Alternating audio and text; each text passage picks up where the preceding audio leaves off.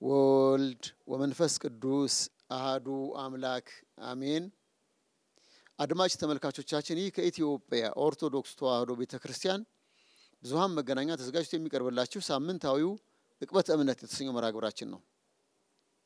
በዛሬው ዕቅበተ እምነት መርሃ ግብራችን ስለ ቅዱሳን ገድል ከእንግዳችን ጋር እንነጋገራለን። እንግዳችን ራሳቸውን ያስተዋውቃሉ። ቆይታችሁ ከኛ ጋር ነው በታላቅ አክብሮት ጋበዝናችሁ። እግዚአብሔር ይስጥልን ክቡር መምህራችን እዚህ ተጋብዤ ሐሳቤን እንዳካፈል እድል ስለሰጠኝ አመሰግናለሁኝ። እኔ መምህር ዳንኤል በቀለ እባላለሁ። በኢትዮጵያ ኦርቶዶክስ ተዋሕዶ ቤተክርስቲያን በጽርሐ ጽዮን አንድነት ኑሮ ማህበር ሰባኪያና ካህናት ማሰልጠኛ በመደበኛ መምህርነት እያገለገልኩ ያለው ወንድም ነኝ። ጽርሐ ጽዮን ትንሽ ለመግለጽ ያህል በቡራዩ አካባቢ በሸገር ሲቲ ባሁኑ በሸገር ሲቲ ቡራዩ አጥቢያ የሚኖሩ ወንድሞች እህቶች አባቶችና እናቶች ከሁሉም በላይ የቤተክርስቲያን ጉዳይ ይቀድማል ብለው ኑሯቸውን አንድ ላይ አድርገው ያላቸውን ከኑሯቸው ላይ ቀንሰው ከገጠሪቱ ኢትዮጵያ ሰባኪያንን ዲያቆናትን ያመጡ በመመናን አስተባባሪነት ወይም እርዳታ ስብከተ ወንጌል እየሰጠ የሚገኝ ማህበር ነው። እዛ ላይ በትሩፋት ያገለገልኩ እገኛለሁ። መልካም መምህር፣ ያው በመግቢያችን ላይ እንደተናገርኩት የውይይታችን ርዕስ ገድለ ቅዱሳን ነው። ሰሞኑን የኢትዮጵያ ኦርቶዶክስ ተዋሕዶ ቤተክርስቲያን ቅዱስ ሲኖዶስ በሊቃውንት ጉባኤ ተመርምሮ የቀረበለትን ገድለ ዮሐንስን ትክክለኛ እንዳልሆነ ገልጦ ከቅዱስ ቤተክርስቲያን አስተምሮ ውጭ ነው ብሎ እንዲወገድ አድርጓል። እውነት ነው። እንደዚህ አይነት ሐሳብ የያዙ ገድላት ከምንድነው የሚመጡት? በጣም ጥሩ ጥያቄ ነው። ወሳኝም ጥያቄ ነው። እንዲህ አይነት ጥያቄዎች በጣም ወሳኝ ጥያቄዎች ናቸው። ወቅቱን ያገናዘበ ጥያቄ ነው። የኢትዮጵያ ቤተክርስቲያንም አንዱ ተልእኮዋ ስራዋ እንዲህ አይነት መጻሕፍትን መርምሮ እውነተኛውን ከሐሰት መለየት ስለሆነ የሊቃውንት ጉባኤ መርምሮ ኦልሞስት ያው ቀርቧል እና ያቀረቡትም አባት ሪከመንድ ያደረጉት ያው ተመስግኗል። የደብረ ሊባኖስ ሊቅ ናቸው። እና እንዲህ አይነት ነገሮች የሚከሰቱት የገድል መጻሕፍት በተፈጥሯቸው ወይ በግለሰብ ሊታተም ይችላል ወይ በገዳማትም ሊታተም ይችላል። ያ ተጋላጭ እንዲሆኑ ያደርጋቸዋል ቁጥጥር ከሌላቸው ማለት ነው። ስለዚህ ይሄን በዚህ አጋጣሚ ተፈጠረ ስተት ነው። አሳታሚው ግለሰብ ነው። ስለዚህ ከሲኖዶስ ከሊቃውንት ጉባኤ ዕውቅና ውጪ ያሳተመው መጽሐፍ ነው። ብዙ ስተቶች እንደተገኙበት ያው ታውቋል። ያው የሊቃውንት ጉባኤ ለሲኖዶስ አቅርበው ውሳኔ ተሰጥቶበታል። መጽሐፉ ያው ተወግዟል ማለት ነው። እና ጸሐፊውም ቀርበው ድጋሚ እንዲህ አይነት ስተት እንዳይፈጽሙ እንዳያትሙ ያው መመሪያ እንዲሰጣቸው የሚል ትእዛዝ ተሰጥቷል። ስለዚህ ይሄ የሚፈጠረው ያው ክፍተቱ ሰፊ ስለሆነ ነው። ለቁጥጥር አመቺ ስላልሆነ ነው። አሁን ባለው የቤተክርስቲያን አስተዳደር እያንዳንዱ መጽሐፍ ተከታትሎ እርማት ለመስጠት የሰው ኃይል፣ ጊዜ፣ ዕውቀት፣ ጉልበት ይፈልጋል። እና ይሄ ክፍተት የፈጠረው ነው ብዬ ነው ማምነው። ይገርሞታል። በቅድስት ቤተክርስቲያን ጅማሬዋ ላይ ከግሪክ ፍልስፍና የመጡ ክርስቲያኖች ኖስቲኮች የራሳቸውን የሚሰሩት ስራ ነበር። ደቀ መዛሙርት ሐዋርያት ያልጻፉትን ወንጌል የበርናባስ ወንጌል እንዲህ ምን ዓላማ ነው? እስቲ አሁንም እኮ የምናየው ነገር እንደዚህ ነው። ልክ ነው። እንግዲህ ቤተክርስቲያን ከምትፈተንበት ፈተናዎች አንዱ የመጽሐፍት ቅሰታዎች ናቸው። ኢአማንያን ቤተክርስቲያን አንዱ የሚዋጓት ቅዱሳት መጽሐፍቶቿን በመበረዝ ነው፣ በማበላሸት እውነቱን ከሐሰት ጋር በመቀላቀል ነው። እና ይሄም እንደዚህ ሆኖ ቤተክርስቲያንን በአፍም በመጽሐፍም የሚዋጓት ብዙ ናቸው። ስለዚህ የተዳከመች ሲመስላቸው ክፍተት ሲያገኙ ይሄን አጋጣሚ እየተጠቀሙ ቤተክርስቲያን የማታስተምረውን የማትለውን እንደምታስተምር እንደምታደርግ አድርገው በመጽሐፍቶቿ በስርዓት ያስገቡ ምእመናን እንዲሰናከሉባቸው እና እንድትነቀፍ ያደርጋሉ። ይሄ ከጥንት ጀምሮ እርሶም እንዳሉት ከግኖስቲኮች ጀምሮ የነበረ ታሪክ ነው። አዲስ ነገር አይደለም። ግን ከኛ ምን ይጠበቃል? ትልቁ ነገር አሁንም የድሮዎቹ ሊቃውንት በንቃት ነበር የሚከታተሏቸው፣ አያሳልፏቸው። አሁንም የዛ ትሬንድ መቀጠል አለበት። እያንዳንዱን መጽሐፍ ቤተክርስቲያን የመመርመር በስሟ የሚወጡትን መጽሐፍ በሙሉ በኃላፊነት መመርመር፣ እውነተኛውን ከሐሰት መለየት መቻል አለበት። አለበለዚያ ብዙ ስተቶች ሊፈጠሩ ይችላሉ። አሁን ባለበት አካሄድ ከሄደ የታላቁ ገዳም የደብረ ሊባኖስ መጽሐፍ መምህር በእጅጉ ሊመሰገኑ ይገባቸዋል። አይተው በቸልተኝነት ዝም አላሉም መጥተው ቀጥታ ሊቃውንት ጉባኤ አመልክተው ሊቃውንት ጉባኤ መርምሮ ሐሳቡን ስልጣን ላለው አካል ለቅዱስ ሲኖዶስ አቀረበ ቅዱስ ሲኖዶስም ይሄን መጽሐፍ እንዲገለል እንዲወገዝ አድርጓል ሌላው ደግሞ ምንድነው ወደ ስቱዲዮ ከመግባታችን በፊት ጧት ላይ ጀምሮ ተደጋጋሚ ስልኮች መጡብኝ አንድ መምህር ሲያስተምሩ እግዚአብሔርን ባናምንም ብንክድም ድንግል ማርያምን ካመንን ገነት እንገባለን እንጸድቃለን አሉ ይሄ ኦርቶዶክሳዊ አስተምህሮ ነው በፍጹም ሊሆን አይችልም ምክንያቱም ቤተክርስቲያን ከእግዚአብሔር አብልጣ ክብር የምትሰጠው ማንንም የለም እመቤታችንን ብንወዳትም ብናከብራትም ከፈጣሪ በታች ከፍጡራን በላይ ብለን ነው እንጂ በእግዚአብሔር ቦታ ላይ አስቀምጠን አይደለም እንዲህ አይነት መልእክት የሚያስተላልፉ መምህራን ጥንቃቄ ያስፈልጋቸዋል በሞቅታ በጭብጨባ በስሜት የምናስተላልፋቸው መልእክቶች ከጥቅማቸው ጉዳታቸው ያመዝናል ዛሬ እንደምናቀው ቤተክርስቲያንን ክፉኛ እየተዋጉ ያሉ ምክንያት የሚፈልጉ ብዙዎች ናቸው ስለዚህ ለነዚህ አሳልፈው መስጠት በር መክፈት ነው የሚሆነው እና መምህራን ከመናገራቸው በፊት የሚናገሩትን ነገር ቆሞ ለማሰብ አለባቸው ከስሜታዊነት መውጣት አለባቸው ትምርታቸው ከቤተክርስቲያኒቱ ዶግማ ቀኖና የወጣ መሆን አለመሆኑን በሚገባ ማጤን አለባቸው አለበለዚያ ዋጋ ያስከፍላሉ ይሄ ትሬንድ በፊትም ታይቷል ይታወቃልም አንዳንድ ጊዜ ዳህጽ ምንለው አለ በዳህጽነቱ እናልፋለን እንዲህ አይነት ትምርት ግን ዳህጽ አይደለም በዳህጽ በቀላሉም ይታለፋል እግዚአብሔርን ብንክድ እመቤታችንን ብናምን እንጸድቃለን የሚለው እኮ ዶግማ ነው ይናደው እኮ መሰረታዊ ቤተክርስቲያን ትምህርትን ያፈረሰው የእመቤታችን ቃል ኪዳን ዓላማ እኮ ከእግዚአብሔር ጋር ማገናኘት ነው እንጂ እሷን አምነን እግዚአብሔርን እንክድ አይደለም የሷም ዓላማ እሷ አይደለም እንደምናቀው በዱከመ ሰርግ ላይ ልጅ የሚላችሁን አድርጉ ነው ያለችው እሱ እንድንሰማ ነው ሪከመንድ ያደረገችን እመቤታችን ስለዚህ ይሄን እኔ ምረዳው በስሜት የተነገረ ትምህርት ነው ውጤቱ የሚያመጣው ውጤት ተሰልቶ የተነገረ አይመስለኝም እና በእውነቱ ይሄን ያስተማሩት መምህር ቢችሉ ቢያርሙት የተባለበትን ምዕመናን እንዳይሰናከሉ ትክክለኛውን ትምህርት ቤተክርስቲያን ማስተማር ወይ ማስተላለፍ ቢችሉ መልካም ነው ያምናለሁ ሊቃውንትም በቸልታ ባያልፉት ይሄን አይነት መልእክቶችን ችላ ብሎ ማለፍ ለጠላቶች በር መክፈት ነው ለሚጠሏት ለሚነቅፏት የበለጠ መደላድል መፍጠር ነው የሚሆነው ስለዚህ ሊቃውንቱም ይሄንን ጠርተው ምንድነው ይሄ ምን ማለት ነው ተብሎ መጠየቅ አለባቸው አንዳንዶች እኚህን መምህር ስም አንድ ጉባኤ ዘልቀው አዲስ ኪዳን ዘልቀው የመምህሩን ስም ይዘው ሊቃውንት እየተባሉ ይጠራሉ የቅድስት ቤተክርስቲያን ሚዛን የማይሞሉ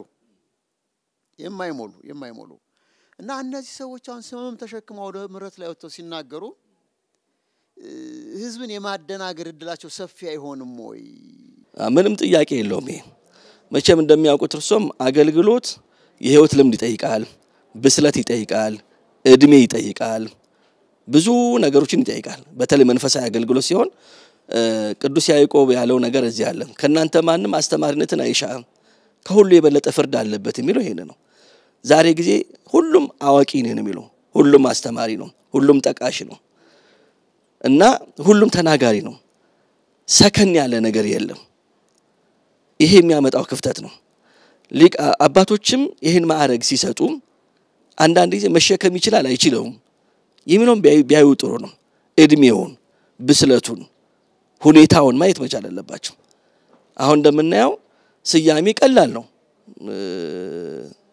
አለ አይደለ የሚሰጠው ስም ከሰውየው ፐርሰናሊቲ አንፃር ይችላል አይችልም የሚለው አይታይም በቃ ያንተም ተምሯል ሸመደደ ከዛው ላይ ያሸክሙታል ራዕየ ዮሐንስ ላይ ምዕራፍ 3 ላይ የሚያውቁት ጥቅስ አለ ስም አለ ግን ሞተህም አለ የሚል ቃል አለ ስማችን ከብዶናል በእውነቱ ለመናገር ስማችን ከግብራችን ጋር በጣም ከብዶናል የመግባር ብቻ አይደለም አንዳንድ ጊዜ የተማርነው ማናምንበትም ሁኔታ አለ እንጀራ መብያ ነው የምናደርገው ስለዚህ ቤተክርስቲያን አንዱ የምትፈተን በእነዚህ ሰዎች ነው ስለዚህ ልክ ነው ምዕመናን ሊሳሳቱ ይችላሉ ሊሰናከሉ ይችላሉ እና አባቶች ይሄንን በጥንቃቄ መስጠት አለባቸው ሁኔታው መርምረው ሁለተኛ መምህራን ከማስተማራቸው ቤት ማን ነው ማስተምረው ሜቶዶሎጂ ማወቅ አለባቸው የስብከት ዘዴ ያው የሚባል ነገር አለ ያንን አውቀው ለምን አይነት ሰው ምን አይነት ትምህርት ጊዜ ቦታ ሁኔታዎችን አይተው ማስተማር መቻል አለባቸውና እርሶ እንዳሉት ምዕመናን ሊሰናከሉባቸው የሚችሉባቸው እድሎች ሰፊ ናቸው የሚሆኑት እና እንደኔ ማዕረጉን የሚሰጡ ስያሜውን የሚሰጡ አካላት ጥንቃቄ ቢያረጉ ብያ ምናለሁኝ እውነት ነው መምህርዬ እስኪ እንደው አንዲት ምሳሌ እርሶ ሲናገሩ ይታየኝ ነበር የጃፓን ቶዮታ መኪና ፋብሪካ የሚያወጣቸው መኪናዎች እንደ ሞተራቸው ጉልበት መጠን ስም ይሰጣል ትክክለኛው አቅማቸውንም ይጽፋል አሁን ቶዮታ ቪትስ በጃፓን ፋብሪካ ተመርታ ወጣ ለሪሴለር ያን ተቀብሎ የሚሸጥ አካል ቢኖር የሷን አቅም ያለ አቅሟ የቪ8 መኪናን ሞተር እንደተሸከመች አድርጎ ለጥፎ ቢሸጥ ዋናው ፋብሪካ ይተኮ ዝም አይልም ምክንያቱም ያን ስራ መስራት አትችልም ፋብሪካችንን አሰደብከው አስጠላኸው ስለዚህ አቁም ብሎ ያግደዋል ስለዚህ ቅዱስ ቤተክርስቲያንም ያለ አቅማቸው ስም ተሸክመው ዶግማ ቀኖና ቱፊት ያም በትክክል ሳያደላድሉ እንዲሁም ደግሞ የሚያስተምሩትን ህዝብ ስነልቦና ባህል ሳይረዱ እንደመጣልን እናገር ቢሉ ውድቀት ስላለው ይሄን ጉዳይ የሚመለከተው አካል የትምህርት ክፍል የስብከተ ወንጌል ክፍል ሊቃውንት ጉባኤ ተከታትለው መልስ ሊያሰጡበት ይገባል እውነት ነው ምንም ጥያቄ የለውም ምክንያቱም እነሱንም ነው ምንጎዳቸው ልጆቹም ይጎዳሉ እነሱንም ከመጠበቅ አንፃር ምዕመናን ብቻ ሳይሆን እነሱም መጠበቅ አለባቸው እነሱንም ማዳን ይገባል ለምን እድሜ ትልቅ ትምህርት ቤት ነው የህይወት ተሞክሮ ያስፈልጋቸዋል ለምሳሌ ከትምህርት ቤት እንደወጡ እንዴት ያስተምራል አንድ ሰው ከትምህርት ቤት እንደወጣ ትምህርቱ ከተመረቀ በኋላ እንዴት ነው ወደ ማስተማር የሚሰማራው የሰከነ ጊዜ የጥሞና ጊዜ ያስፈልገውም ወይ ፈቃደ እግዚአብሔር የሚጠይቅበት ጊዜ ያስፈልገውም ወይ ከአባቶች እግር ቁጭ ብሎ ተሞክሮ ልምድ የሚቀስምበት ጊዜ ያስፈልገውም ወይ በእውነቱ ለመናገር እሱ ብቻ አይደለም አሁን አንዳንድ ጊዜ አይተው እንደሆነ የያዛቸው ማዕረጎች ወይም ስያሜዎች መቼ ተመረውት ነው እንድንል ያደርገናል በእውነቱ ለመናገር ከሰውየው እድሜ አንፃር ከሰውየው እድሜ አንፃር እንዴ በስንት አመቱ ነው ይሄን ሊጨርስ የሚችለው ታምራት ነው እኮ የሚሆንብን በእውነቱ ለመናገር ስንት አመት ቢማር ነው ሊቃሊቃውን ተብሎ የሚጠራው አንድ ሰው ትንሽ ግራ ያጋባል አሁን የአራቱ ጉባኤ መምህራን አበዛዛቸው እና እድሜያቸው ደግሞ እዚያታች እና እንዴት ነው ለምሳሌ አሁን በቀላሉ ሐዲሳትን ለመጨረስ ስንት አመት ይፈጃል በትንሹ እንደው 5 አመት 5 አመት 4 አመት 5 አመት ኢማጂን እንግዲህ አሁን 5 አመት ቀላል አይደለም ብሉያት ሲጨመርበት ሃይማኖታዊ ሊቃውንት ሲጨመርበት መጽሐፍ ተመነኮስ ሲጨመርበት ይሄንን በስንት አመት ሊጨርስ ይችላል ቢያንስ በትክክል አደላድሎ ምን ብሎ ያን ሁሉንም ጉባኤ ለማጠቃለል እስከ 25 አመት ድረስ ያስፈልገው ይችላል እንግዲህ እግዚአብሔር ያሳዩት ሪሊ በዚህ ውስጥ አልፈው ነው ወይ ይሄን ስያሜ የሚያገኙት የሚለው ጥያቄ ነው ለኔ ጊዜ የሚፈታው ወቅት የሚፈታው ቢሆንም ስለዚህ እኔ የሚታየኝ ቅድም እርሶም እንዳሉት የሚመለከተው አካል ቢያጤንበት ጥሩ ነው ልጆቹን ወይም ይሄን ስያሜ የሚያገኙ ሰዎችን የተሳሳተ መንገድ እንዳይመራቸው እድሜያቸው ስሜታዊነት ችኩልነት የሚበዛበት እድሜ ስለሆነ ለምሳሌ አሁን ብዙ አመት የደከሙ ሊቃሊቃውን ተብለው ይጠራሉ አሉ በቤተክርስቲያናችን ብዙ አመት የደከሙ በጓይ ቤት የደከሙ ከነሱ እኩል ነን ብሎ ማሰብ ራሱ አይከብድም ወይ አለማስተዋል በእውነቱ ለምናገር እኔም እሳቸውም እኩል ነን ብሎ እንዲያስብ ማድረግ ትክክል ነው ወይ ብዙ አመት ካስተማሩት አባት ጋር ብዙ አመት ከደከሙት መምህር ጋር ትላንት የወጣው ልጅ በእድሜ ህፃን የሆነ ልጅ እኩል ነኝ ብሎ እንዲያስብ ማድረግ ትክክል ነው ብያላምነው ስለዚህ የሚሰጣው አካል በጤና እንትኑን በደንብ ያጤነው ጥሩ ነው ጥቅምና ጉዳቱን ቢያየው ብዬ ነው ማምነው እርሶ እንዳሉት እስማማለሁ መልካም ሌላው ጥያቄ ምንድነው አሁንም እዚህ ላይ ተመልሰን ገድለ ዮሐንስን ስንመለከት የስህተት ትምህርቶች ወደ ቅድስት ቤተክርስቲያን በሁለት ዓላማ ይገባሉ በማወቅ ሆን ተብሎ የተሰወረ ሐሳብ ይዘው ባለማወቅ ትምህርቱ ጸኖባቸው በማወቅ ሆን ብሎ የሚያስገቡት ቤተክርስቲያኒቱን ለማፍረስ ለማተራመስ ለማሰደብ በማወቅ ሆን ብሎ ደግሞ ይሄን የሚያደርጉት አንዳንድ ጊዜ የተጻፈውን ነገር አንብቦ ሰው አቅሙ በፈቀደለት ልክ መናገር ሲገባው ከድንጋይ ዘይት ጨምቀን እናውጣ አይነት ትግል ይታገልና በዚህ በሶሻል ሚዲያ ቋንቋ ቫይራል ወጣ የሚባል ነገር አለ እውቅና ለማግኘት ሲሉ ከድንጋይ ዘይት እንጭመቅ የሌለ ሐሳብ እናምጣ ይላሉ ህዝቡ ደግሞ ምን ብንነግረው ደስ ይላሉ በተሳሳተ መንገድ ያስቡና ይናገራሉ እንዲህ ስተት ላይ ይወደቃል ለነዚህ መልሳቸው ምንድነው እኔ ምእመናን የግል ሐሳብን ከቤተ ክርስቲያን ለይተው ቢያዩ ቢያምናለሁ አንድ ሰው በግሉ የሚያስተምረው ትምህርት ከተለመደው ከታወቀው ከቤተ ክርስቲያኑ ትምህርት ወጣ ሲል የግሉ ነው ማለት ነው የግሉ ነው ስለዚህ የተሳሳተ ወስኖ እንጂ ቤተ ክርስቲያን አይደለችም እና ምእመናን ይሄን መለየት ቢችሉ የሚጸናቸው የሚጎረብጣቸው ነገር ሲኖር ቤተ ክርስቲያን ዕውቅና ሰጥታ ያስቀመጠቻቸው ሊቃውንት ጉባኤ አለ መምህራን ጋር ሊቃውንት ጋር ቀርበው ይሄ ነገር እንዴት ነው እስከዛሬ ከመናቀው ከሰማነው የተለየ ነገር ነው ቤተ ክርስቲያን እንዲታምናለች ወይ እንዲትላለች ወይ ብለው መጠይቅ ቢችሉ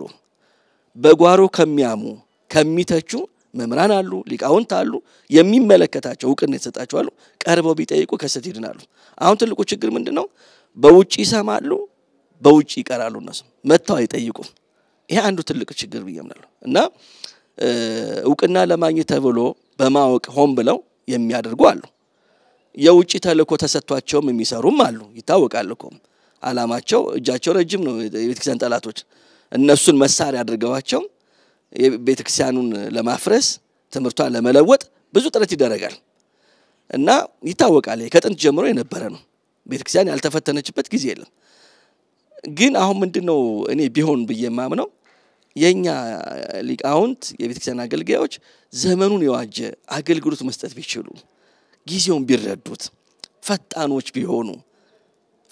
ቢሆኑ ወቅቱን ቢያዩት ትኩሳቱን ቢያዳምጡ ዛሬ ምእመናን ጫፍ ላይ ነው ያሉት አንዳንድ ሰው ገደል ጫፍ ላይ ቆሞ ምን አለ በገፈተሩኝ ይላል ራሱ አይወድቅም ምክንያትም ይፈልጋል ከቤተክርስቲያን ለመውጣት የሚንደረደሩ ሰዎች ቀላል አይደሉም እነዚህን የዋሃንን ለማዳን ሊቃውንቱ ቢተጉልን ዘመኑን የዋጀ አገልግሎት ቢኖራቸው ሚዲያዎችን ቢከታተሉ የጊዜውን የመናፍቃንን ተቃዋሚዎችን ሐሳብ ቢረዱ ባይነኝ ነው እና የጎደለን እሱ ይመስለኛል አሁን አንዳንዴ የኛ የሚገባን ያህል አለ መስራት እነሱን አጉልቶ አሳያቸው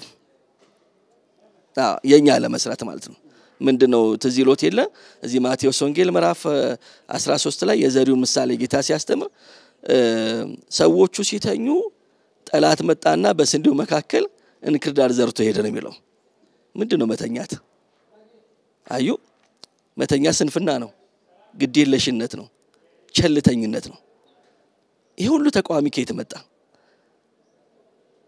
ይሄ በጣም ያሳስበን ይገባል በዚህ ደረጃ እንዴት ቁጥራቸው ሊጨምር ቻለ ምእመናን እንዴት ይሄን ያህል ሊፈልሱ ቻሉ ከቤተክርስቲያን አንጠየቅበትም አያስጠይቀንም ይሄ በእግዚአብሔር ለሚጠፉ ነፍሳት ስለዚህ እኛ ስንተኛ ስናንቀላፋ እንክርዳድ መጣን ጠላት እንክርዳድ በመስንዴው መሃል ዘርቶ ሄደ ስለዚህ የኛ ስንፍና ውጤት ነው በሚገባን አልሰራንም በእውነት ለመናገር ብንሰራ ኖሮ ቢያንስ እንቀንሰዋለን ችግሩን አደጋው የባሰ ነው የሚታየኝ እኔ ስለዚህ ከንቅልፍ መንቃት መቻል አለብን ከንቅልፍ የምትነቁበት ሰዓት አሁን ነው አይደል ያለው ቅዱስ ጳውሎስ ስለዚህ እርሶ እንዳሉት ጥንቃቄ ካልተደረገ አደጋው እየከፋ ነው የሚሄደው ከዚህም የባሰ ይሆናል አይናችን እያየ ብዙ ታሪክ ሊለወጥብን ይችላል ሩቅ የምንሰማው ነው ሶሪያን የነሶሪያ ታሪክ ምናም ታሪክ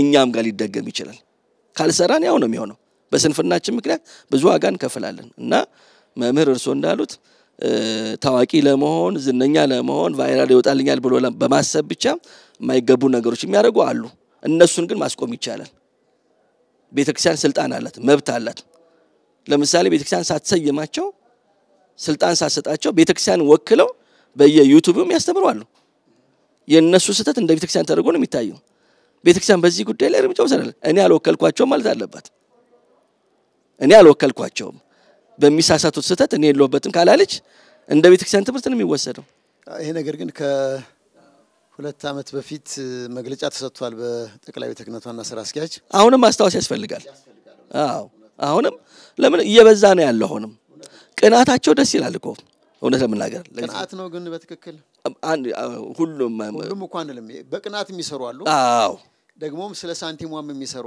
አሉ አዎ እውነት ነው እሱ መለየት ያስፈልጋል አሁን በበጎ ህሊና በንጹህ ልቡና የቤተክርስቲያን ፍቅር አገብሯቸው የሚሰሩ አሉ ተቆርቋሪነት ተሰምቷቸው ለምን እንዴት ብለው አንዳንዱ ደግሞ እርሱ እንዳሉት ያው ከጥቅም አንፃር ደግሞ የሚሰሩ አሉ ሌሎቹ ደግሞ በአላማ ደግሞ ቤተክርስቲያኑን ለማዳከም የሚሰሩም አሉ ዞሮ ዞሮ ግን አሁንም ኃላፊነቱ የቤተክርስቲያን ነው በስሟ ስለሆነ የሚደረገው ወጥ የሆነ አሁን አይሰጥ አይባልም በመሰረቱ ምእመናን ጋር ተደራሽ ለመሆን ለማድረግ ማለት ነው ይሄን ነገር ማድረግ ተገቢ ነው ቤተክርስቲያን ታሪክ ምሁራን አንድ የሚናገሩት ትልቅ ነገር አለ የቤተክርስቲያንን ታሪክ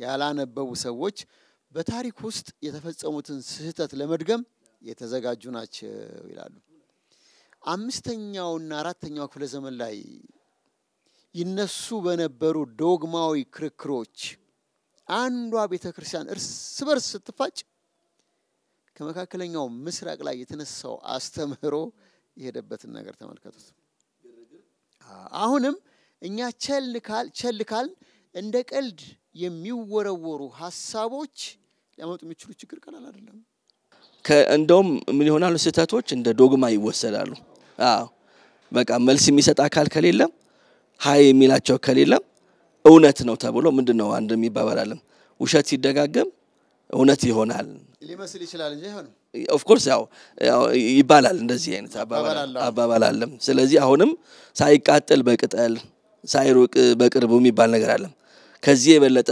ጉዳት ሳያመጣ ይሄ መስመር ሊበጀለት ይገባል ባለቤት ሊኖረው ይገባል ይሄንን ማኔጅ የሚያደርግ ባለቤት ሊኖረው ይገባል በቤተክርስቲያናችን በስሟ ለሚደረጉ ነገሮች በሙሉ ስልጣንም መብትም አላት ቤተክርስቲያን አይደለም መብትም ስልጣንም አላት አቅጣጫ መስጠት አለ ምእመናን ከመጠበቅ አንፃር በይዋህነት እንዳይጎዱ ጠፍተው እንዳያጠፉ ስተው እንዳያስቱ ቤተክርስቲያን እንደ እናትነቷ መጠበቅ መንከባከብ መምራት ይጠበቅባታል ያን ለማድረግ ደግሞ ፈቃደኝነት ፍላጎት ያስፈልጋል በእውነቱ የችግሩን ግዝፈት ካላየ ነው ችግር ነው የሚሆነው ንቀን ምንም አያመጣም ችግር የለውም ብለን ካለፍን ውጤቱም በኋላ ነው የምናየው ጸጸት ነው የምናተርፈው ትርፉ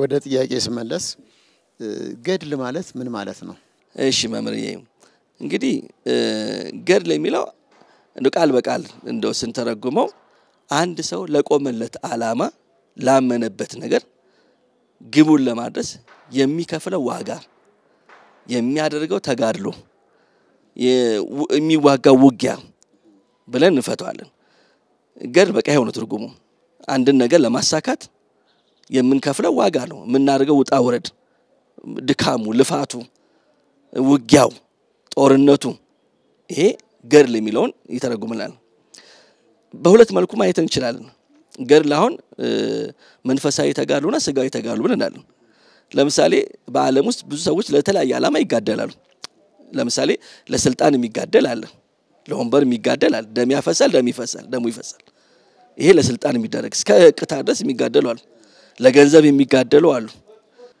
ለተለያየ ዓላማ ለምድራዊ ማለት ነው የሚጋደሉ አሉ መንፈሳዊ ገድል ግን ከዚህ የተለየ ነው ከገቡ መውጣት ካገኙ ማጣት የሌለባትን ሀገር የህይወት መንግስት ሰማያትን ለመውረስ የሚደረግ ትንቅንቅ ነው ውጊያ ነው ጦርነት ነው ስለዚህ ገድል በዚህ መልኩ መረዳት እንችላለን መምህርዬ ቅዱሳን የሚጋደሉት ከማን ጋር ነው በጣም ጥሩ አሁን ቅድም ካነሳነው አንፃር ከዓለማውያን የሚለያቸው ቅዱሳንን የሚጋደሉበት ዓላማ ነው የሚጋደሉት ከማን ጋር ነው ትክክል ነው መሰረታዊ ጥያቄ ነው ከማን ጋር ነው የሚጋደሉት የመጀመሪያው ከአጋንንት ጋር ነው እንቅልፍ ድካም ከሌላቸው ከረቂቃን አጋንንት ጋር የማይበሉ የማይጠጡ የማይተኙ የማይደክሙ ሽልማት የማይፈልግ ትጉ ሰራተኛ ከተባለ ከዲያብሎስ ጋር ነው የሚታገሉት ቅዱሳን ይሄ አንዱ ገድል ነው ከአዳም ጀምሮ ሰይጣን የአዳም የሰውን ዘር በሙሉ ሲዋጋ የኖረ ነው ስለዚህ ቅዱሳን በአጭር ታጥቀው ሳይፈሩ ከአጋንንት ጋር ታግለው ድል የሚነሱ ስለሆነ አንደኛው ከአጋንንት ጋር ነው።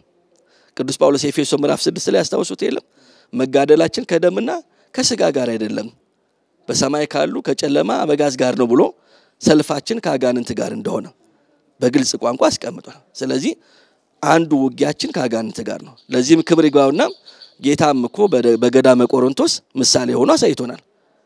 ያስታውሳሉ 40 ቀን 40 ከጾመ በኋላ ፈታኝ መጣ ነው የሚለው። ስለዚህ አንዱ ተጋድሎ ከሰይጣን ጋር ነው ማለት ነው። ሁለተኛው ደግሞ ከማን ጋር ነው? ከስጋ ፈቃድ ጋር። ፈቃደ ስጋ ለሰው ጠላቱ ነው። ስለዚህ ፈቃደ ስጋቸውን ለፈቃደ ነፍስ ለማስገዛት የሚያርጉ ተጋድሎ አለ። ገላትያ ምዕራፍ 6 ላይ ስጋ በመንፈስ ላይ መንፈስም በስጋ ላይ ይቃወማል የምትወዱትን ልታደርጉ አትችሉም ነው ያለው። ስለዚህ ይሄ በወሬ የሚመጣ አይደለም። ቀላል ሲያወሩት ቀላል ነው፣ ሲኖሩት ግን ከባድ ነው። ገድል ይፈልጋል ራሱ። ብዙ ቅዱሳን ፈቃደ ስጋቸውን ለፈቃደ ለማስገዛት እስከ ደም ጠብታ ድረስ ዋጋ ከፍለዋል። አይናቸውን ያወጡ አሉ፣ እግራቸውን እሳት ላይ ጣዱ አሉ። ምን ያልተቀበሉት መከራ አለ። ቅድስናን ፍለጋ። ሶስተኛው ደግሞ ከካህዲያን ጋር ከክፉ ሰዎች ጋር ካላዋን ነገስታት ከጣዖት አምላኪዎች ጋር ለሃይማኖት ሲሉ የሚጋደሉ ተጋድሏል። ካላዋን ነገስታት ጋር በምን ይጋደላሉ? እግዚአብሔርን ካዱ ለጣዖት ሲገዱ ሲሏቸው እግዚአብሔርን አንክድም ለጣዖትም አንሰግድም ብለው በሳት የሚቃጠሉ በድንጋይ የሚወገሩ ብዙ መከራ የሚቀበሉ አሉ። ከተቃዋሚዎች ጋር ደግሞ እውነትን ከሐሰት ጋር ደባልቀው ከመጡ ደግሞ መጽሐፍ ጠቅሰው ኃይለ ቃል ጠቅሰው የሚከራከሩ ስለዚህ ጥብቅና የሚቆሙ እነዚህም ተጋዳላያን ናቸው፣ የሚጋደሉ ናቸውና በዚህ መልኩ ገድላቸውን ይፈጽማሉ። እና ከማን ጋር ነው የሚለው በዚህ መልኩ እናያለን። የቅዱሳን የገድላቸው መሰረት ከዚሁ ጋር ተያይዞ የሚጋደሉበት አንዱ ትልቁ ዓላማ ሶስት ነገሮችን ላንሳ። አንደኛው የአምላካቸው መመሪያ ነው፣ ትእዛዝ። ጌታችን ኢየሱስ ክርስቶስ እንድንጋደል አዞናል። ገና ከመጀመሪያው ምን ብሏል? ለምሳሌ እነሆ እኔ እንደ በጎች በተኩላዎች መካከል እልካቸዋለሁ፣ እንደ እባብ ልባሞች እንደ ርግብ የዋሆቹን ብሎ ጥበቡንም ሰጥቶ ገድሉንም ያሳየን። በሌላ ቦታ ላይ በዓለም ሳላችሁ መከራ አለባችሁ ብሎ ትእዛዝ ሰጥቷል። ይሄም ተጋድሎ እንዳለ ያሳየን። ዓለም ቢጠናችሁ አትደነቁ፣ አስቀድሞ እኔን ጠልቶኛል፣ በርጥብ እንጨት ላይ እንዲህ ካደረጉ በደረቅ ላይማ እንዴት ይሆናል እያለ በግልጽ አስተምሯል። ቢኖር ማቴዎስ 16 ላይ የማቴዎስ እንግዲህ እኔን ሊከተለኝ የሚወድ ቢኖር ራሱን ይካድ መስቀሉን ተሸክሞ ይከተለኝ በመከራ ይምሰለኝ ማለቱ ነው። ስለዚህ ብዙ መጽሐፍ ቅዱሳዊ ጥቅሶችን ማንሳት ይቻላል። አንደኛው ቅዱሳን የሚጋደሉት መሰረታዊ ምክንያታቸው የአምላካቸው ትእዛዝ ስለሆነ ነው። ሁለተኛው ደግሞ ፍቅር ነው፣ ለእግዚአብሔር ያላቸው ፍቅር። እስከ ሞት ድረስ የወደዳቸውን ጌታን እስከ ሞት ድረስ ይታመኑለታል። ፍቅር ነው እሳት ውስጥ እንዲገቡ የሚያደርጋቸው። ሰማዕታትን ለደም ጻድቃንን ለገዳም የሚያበቃቸው ፍቅር ነው። ለዚህ ነው ቅዱስ ኤፍሬም በሐሙስ ውዳሴ ማርያም ላይ ሰማዕታት የዚህችን ዓለም ጣም በእውነት ናቁ፣ ደማቸውን ስለ እግዚአብሔር አፈሰሱ፣ ስለ መንግስተ ሰማያት መራራ ሞትን ታገሷል። ሰው እግዚአብሔርን ሲወድ ነው መከራ የሚቀበለው። እግዚአብሔርን ካልወደ ነው መከራ አንቀበልም፣ ለስጋችን ነው የምናደላው። ሁለተኛው ምክንያት ይሄ ነው። ሶስተኛው ደግሞ የሚያገኙትን ክብር አይተው ነው የሚጋደሉት። የክርስትና ግቡ መዳረሻው መንግስተ ሰማያት ናት። ምክንያቱም በማቴዎስ ወንጌል ምዕራፍ 6 ላይ እናንተስ አስቀድማችሁ እግዚአብሔር መንግስት ጽድቁን ፈልጉ ሌላ ሁሉ ይጨመርላችኋል። ስለዚህ መንግስተ ሰማያትን እያዩ ነው የሚጋደሉት። ያቺን አይተው ነው በጽናት የሚጋደሉት። ስለዚህ የገድላቸው መሰረቱ እሱ ነው። እነዚህ ነገሮች ናቸው ብዬ አምናለሁ። የቅዱሳን ገድል የመጽሐፉ ይዘት ምንድነው? በጥቅሉ ሲታይ የጋራ ይዘቱ በጣም ጥሩ። እንግዲህ አንድ መጽሐፍ ስንመረምረው የራሱ የሆነ ይዘት ይኖራል። ገድላትም የራሳቸው ይዘት አላቸው። በዋናነት አራት ነገሮችን ላስቀምጥ። አንደኛው ታሪክ ነው። ታሪክን የሚያሳየን ገድል የሚያነብሰው መጽሐፍ የቅዱሳን ገድል የሚያነብሰው አንዱ የሚረዳው ታሪክ ነው። በዘመኑ የነበሩትን ሁኔታዎችን ይረዳል። እንደውም እኮ ታሪክ የሚያጠና ሰው አንዱ ሪፈር የሚያደርገው ገድላትን ነው። በዘመኑ የነበሩ ነገር ለመረዳት ለማወቅ አንዱ ይጠቅማል። ስለዚህ ታሪክን ያሳየናል። ሁለተኛ ደግሞ ትምህርት ነው። ለምሳሌ ቅዱሳን ምን ብለው ነው ያስተማሩት? ስለ የትኛው ትምህርትን የተጋደሉት የሚለውን ዓላማቸውን ትምህርታቸውን የምናይበት ነው። ትምህርቱን ያሳያል። ለምሳሌ ብፁዕ ቅዱስ አባታችን አቡነ ተክለ ሃይማኖት ምን ብለው ነበር ያስተማሩት? ምን ነበር የሰበኩት? ወንጌልን ለማስተማር ነው ዞሮ የምንለው ኢትዮጵያን በወንጌል ያረሷት። ስለዚህ ትምህርታቸው ምን ነበረ የሚለውን እናይበታለን። ሶስተኛው ደግሞ ተአምር ነው። የገድል መጽሐፍ አንዱ ይዘቱ ተአምር ነው። እግዚአብሔር በሰጣቸው ጸጋና ስልጣን ያደረጓቸው ተአምራቶችን የምንረዳበት ነው። አራተኛው ደግሞ ቃል ኪዳን ነው። ገድላቸውን ሲፈጽሙ ቃል ኪዳን ይገባላቸዋል። ለምሳሌ በመናቀው መዝሙር 88 ላይ ከመረጥኳቸው ጋር ቃል ኪዳን አደረኩ የሚለው አለ። ማቴዎስ 10 ላይም 42 ላይ ነብይን በነብይ ስም የሚቀበል የነብዩን ዋጋ ይወስዳል፣ ጻድቅን በጻድቅ ስም የሚቀበል የጻድቁን ዋጋ ይወስዳል የሚለውን ቃል የምናገኝበት ነው። የድካማቸው ሽልማት አንዱ ቃል ኪዳን ነው። ቃል ኪዳኑ ለኛ ነው የሚጠቅመው፣ ለነሱ አይደለም። እነሱ ኦሬዲ ድነዋል። እነሱ ይሄን ዓለም ተሻግረውታል። ግን ኋላ ለሚነሳው ትውልድ ደግሞ ምንድነው እዚህ በዮሐንስ ወንጌል ምዕራፍ 4 ላይ አንድ ኃይለ ቃል በጣም የሚገርም ኃይለ ቃል አለ። ያስታውሱታል መምሪዬ ምን የሚለው ሌሎች ደከሙ እናንተ በድካማቸው ገባችሁ የሚል ቃል አለ። በጣም ኢምፕረስ የሚያረቃል ነው።